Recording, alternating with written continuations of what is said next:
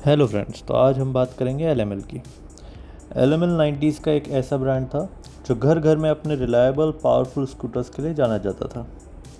और आज एल कहाँ गायब हो गया है, आइए जानते हैं। लोहिया मोटर वर्क्स यानी कि एल 1972 में दो भाइयों ऋषभ और गोपाल लोहिया ने कानपुर में इस्टेब्लिश की थी। उस समय L fibre industry related machinery manufacture करता था। धीरे धीरे इनकी मशीन्स फेमस हो गई और फिर ये फ्रांस एंड इटालियन कंपनीज़ के साथ मिलकर भी मैन्युफैक्चरिंग करने लगे।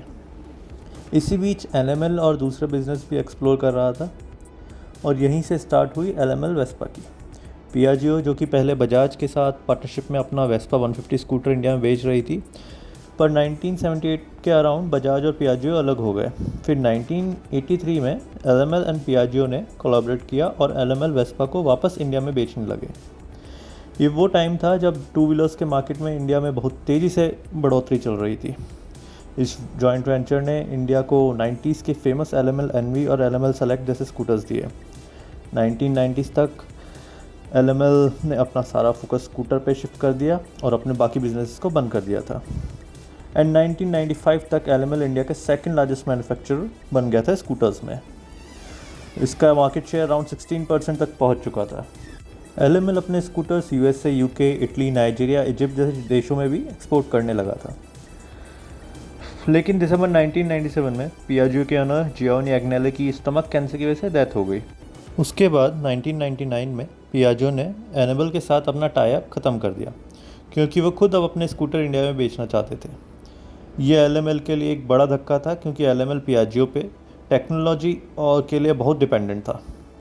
एल अब अपने खुद की मैन्युफैक्चर्ड पी सीरीज़ मार्केट में बेच रहा था और धीरे धीरे इनमें रिलायबिलिटी इशू आने लगे। साथ ही मार्केट में इस समय दूसरे brand TVS, Suzuki, hero, Honda भी आगे आने लगे। 2000 आते आते लोग मोटरसाइकिल की तरफ स्विच करने लगे थे और गेयर्ड स्कूटर की सेल बहुत कम हो गई थी। फिर 2005 में होंडा ने लॉन्च किया एक्टिवा, जिसने गेयर्ड स्कूटर के मार्केट को बिल्कुल ही ख़त्म कर दिया। एक्टिवा के लॉन्च के बाद बजाज ने तो स्कूटर मैन्युफैक्चरिंग ही बंद कर दी बिकॉज ऑफ नो डिमांड। 2006 में एल के वर्कर्स स्ट्राइक की वजह से एल को अपनी बहुत सारी फैक्ट्रीज़ को भी बंद करना पड़ा। एल का मार्केट शेयर कम होता जा रहा था और अपने आप को रिवाइव करने के लिए एल ने फ्रीडम, क्रैप्टर, एनर्जी और एड्रीनो जैसी बाइक्स लॉन्च करी। एल को फ्रीडम और एड्रीनो से थोड़ी सक्सेस भी मिली, पर लॉसेस भी बढ़ रहे थे, क्योंकि एल अब भी स्कूटर्स बना रहा था जो कि मार्केट्स में बिक भी नहीं रहे थे।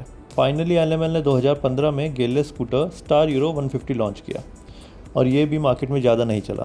बढ़ते लॉसेस की वजह से 2017 में एल ने इंसॉल्वेंसी फाइल करी और अपनी कानपुर फैक्ट्री को भी बंद कर दिया।